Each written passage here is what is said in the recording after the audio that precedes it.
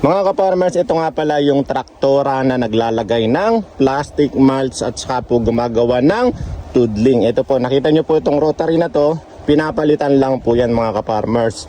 Bukod doon, ito pong traktora na to ay mayroon ding panglagay ng fertilizer po sa harapan.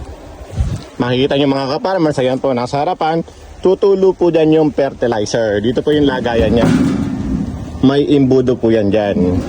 May timplahan din to mga ka-farmers dito sa gilid kung gaano po karami yung ibubudbud na fertilizer. Ayan po. Magiging ganyan po siya mga ka-farmers. Ito po wala pa tong tudling. Dire-diretso na po yan. Napakaginhawa po ng pagsasaka po dito. Ayan o. Galing di ba? Dito sa Japan mga ka-farmers, hindi uso ang mga magnanakaw, kaya naman yung fertilizer po nila, ayan po nakikita nyo, nagkalat lang po sa gilid po ng kalsada, yung plastic mulch po, ayan din.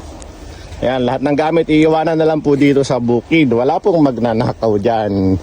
Ayan o, mga kalat-kalat, ayan lang po yung highway o, po nila pag-iinteresan yung mga gamit nila. Ito naman po mga ka-farmers, yung isang traktora po, gulong naman po ay ganyan o.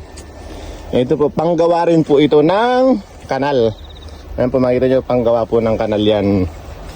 Ayan, yung mga farmer dito. Ganyan po.